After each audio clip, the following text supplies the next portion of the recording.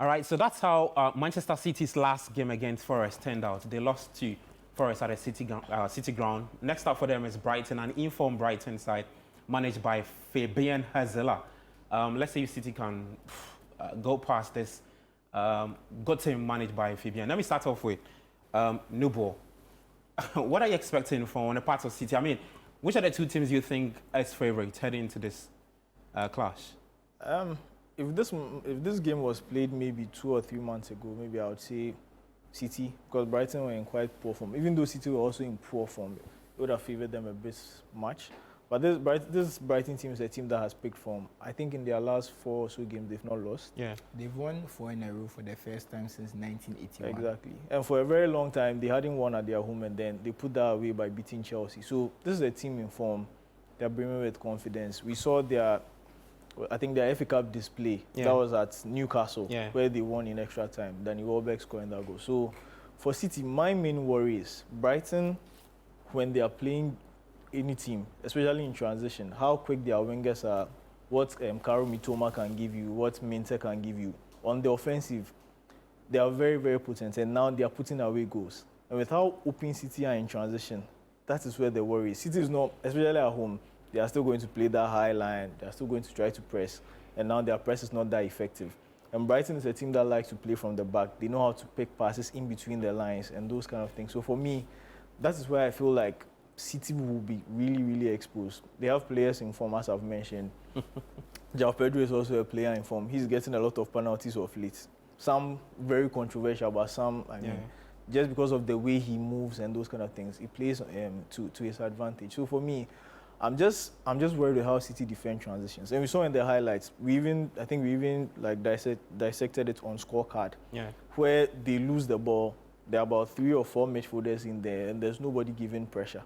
And if you give that space to a player like a Baliba or something, who knows how to pick the pass, he can even initiate the attack by running or dribbling. Then you look at someone like Minte on one side, Mitoma on one side, and look at the way Guardiola is defending now. I think earlier in the season, he was one of their better players, scoring and defensively. But even if you look at how he defended that goal against Hudson-Odoi, you would have expected him to be a bit more proactive and force the issue. So for me, that's the main thing that worries me. And I think with the form Brighton are in, it's placed into their hands a bit more. Susu? I still believe that City are still the ones to beat. I think they are still slight favourites for this game. I think they look better when Nico Gonzalez is on the pitch. I think when he comes off, I think right now he's the only competent defensive midfielder. That's the problem. Yeah. You only have one defensive midfielder you can trust. And I don't know if Pep trusts him to play the full 90 minutes. So if he plays the first 70 minutes, and let's say they go 2 goals up, they might be able to hold out for the next 20. But if it's 0-0 or they are 1-0 up, and he goes off after 70 minutes, that last 20 minutes becomes shaky. And you look at Brighton to be able to win the game. So it really depends on how they manage it, because we've seen when he's in the game, City look a lot better. We saw, I think, was it the Newcastle game where he came in, he started the game. They blew Newcastle away very early. So I think they have their moments where he can be the guy, he can get them over the line. But it really depends. So I think City, for me, they still have that. And I think Fabian Hürzeler, sometimes he's a bit naive with the selection. I think the Nottingham Forest game was a good example, because I looked at the lineup and I was not surprised they were beaten as heavily as they were beaten, because how do you play a lineup with 1 central midfielder, 3 strikers and 2 wingers against a counter-attacking team? I don't know whether he felt that, okay, we are going to have the ball, so let's dominate them and play through them or whatever. But that lineup was like an ice cream center. It was soft. So I mean, especially going away. Yeah, of course he's a young manager, so you would expect. So for me, some of those little kind of errors he can make, but I think he's likely to respect City, of course, because it's Pep Guardiola, it's Manchester City. He's very likely to respect them. But if he has one of those days where he thinks, oh, we can take the game to them, City, we can match them boot for boot, it might blow up in his face. So I think he still needs to work on himself as a coach, and that's to be expected. This is what he's 31. He's 31. Some of his players are older. The youngest Welbeck is older than Milner. So I mean, it's not a surprise that he lacks Pascal Gross too, one of those players. Exactly. It's not. But Gross has gone to Dortmund, but it's not a surprise that he lacks experience in some moments. But so it depends on the Hürzeler that shows up.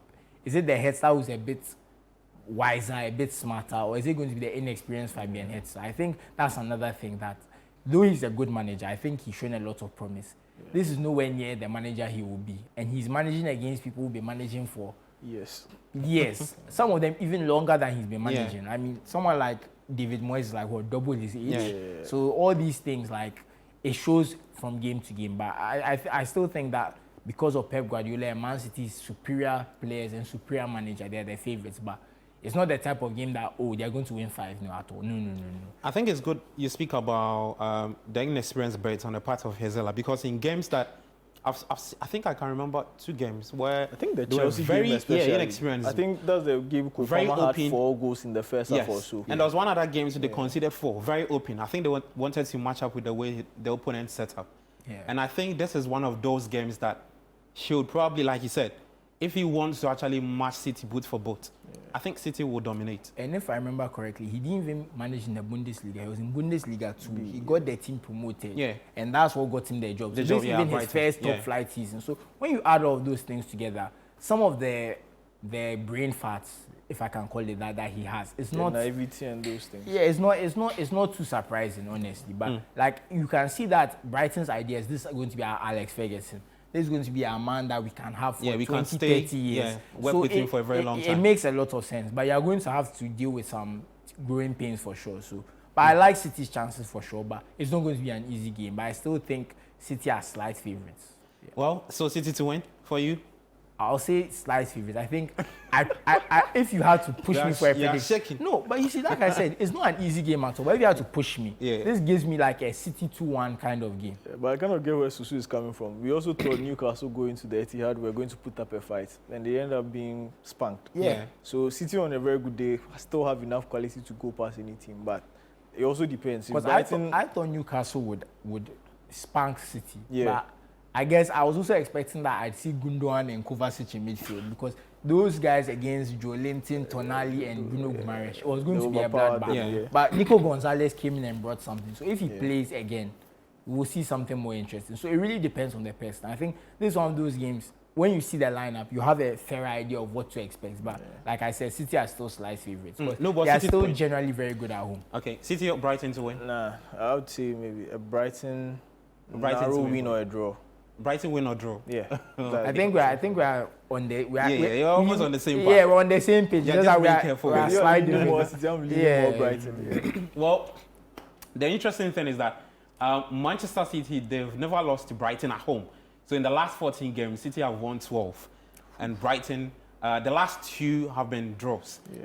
So it means that they are getting closer. This is one stat that Brighton will look at it and say, look, let's go and smash it at the Etihad. But let's see how that game will pan out. The game is on radio 97.3, so you'd want to tune in.